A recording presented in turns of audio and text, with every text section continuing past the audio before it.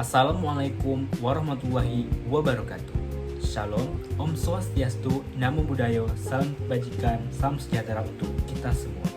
Perkenalkan, nama saya Okner Setiwansa, NPM D1A023042 dari Program Studi Ilmu Kesejahteraan Sosial, Fakultas Ilmu Sosial dan Ilmu Politik, Universitas Bengkulu. Pada video kali ini, saya akan membahas materi dari mata kuliah Intervensi dengan Kelompok yang diampu oleh Ibu Rosi Elvini Siregar, Esos MKesos. Yuk, langsung aja kita mulai dari hal yang paling dasar dulu. Apa sih yang dimaksud dengan kelompok? Kelompok itu adalah kumpulan orang yang saling berinteraksi, punya tujuan yang sama, dan saling mempengaruhi satu sama lain. Jadi, bukan cuma sekedar kumpul bareng, tapi ada ikatan dan proses di dalamnya. Dalam dunia pekerjaan sosial, kelompok bisa jadi alat yang penting untuk membantu anggotanya berkembang dan menyelesaikan masalah itu bersama-sama.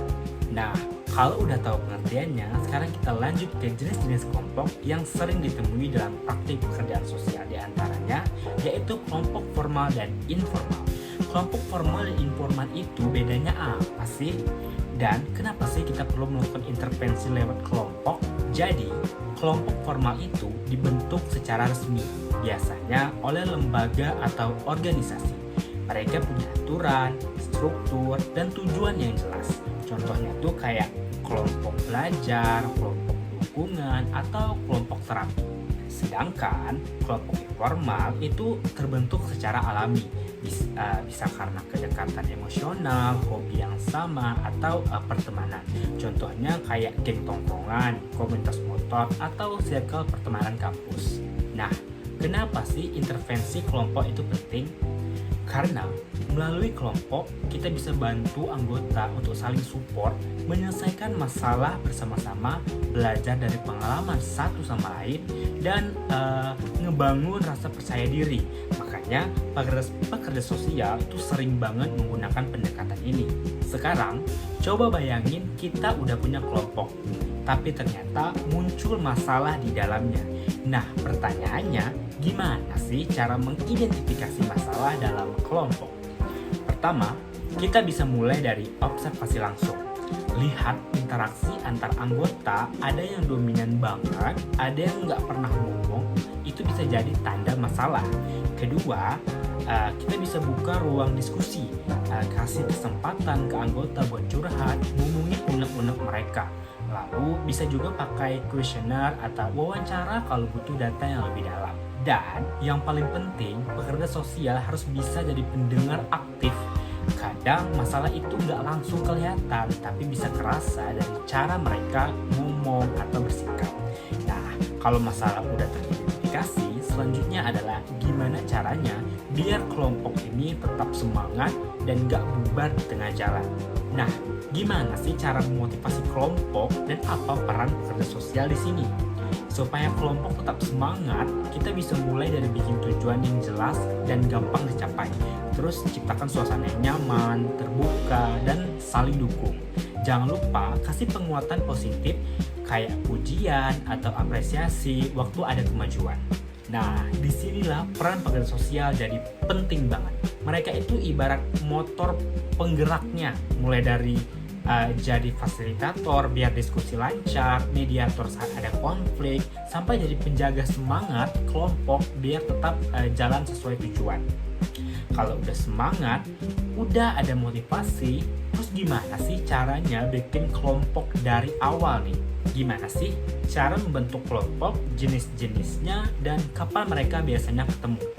Pertama-tama, kita harus jelas dulu tujuan kelompoknya. Misalnya, mau bikin kelompok diskusi, kelompok pengembangan diri, atau kelompok dukungan. Lalu cari anggota yang punya kebutuhan atau minat yang sama.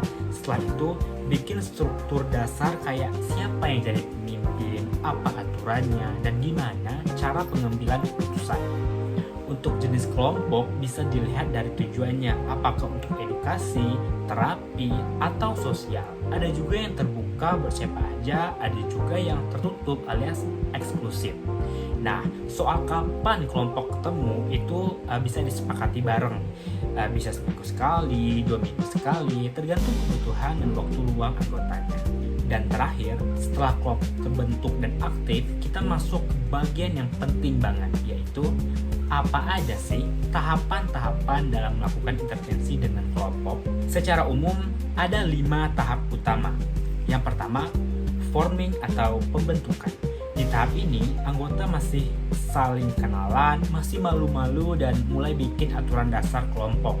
Yang kedua, yaitu storming atau konflik. Disinilah biasanya muncul gesekan mulai dari beda pendapat sampai ke perebutan peran. Kemudian yang ketiga itu norming. Setelah itu kelompok mulai solid, aturan mulai dipatuhi, dan kerjasama itu makin terasa. Dan yang keempat itu performing. Ini tahap produktif. Kelompok udah paham satu sama lain dan mulai fokus mencapai tujuan. Yang kelima yaitu adjourning atau pembubaran. Kalau tujuannya udah tercapai, kelompok dievaluasi dan ditutup dengan kesan positif. Nah, itu tadi penjelasan materi dari mata kuliah intervensi dengan kelompok, mulai dari pengertiannya sampai ke tahapan intervensinya. Semoga penjelasan tadi bisa membantu teman-teman memahami proses kerja kelompok dalam konteks pekerjaan sosial. Terima kasih udah nonton, jangan lupa like, komen, dan subscribe. Kalau ada saran-saran tinggal tulis aja di bawah. Saya akhiri, wabillahi taufiq wa hidayah. Wassalamualaikum warahmatullahi wabarakatuh. Dadah.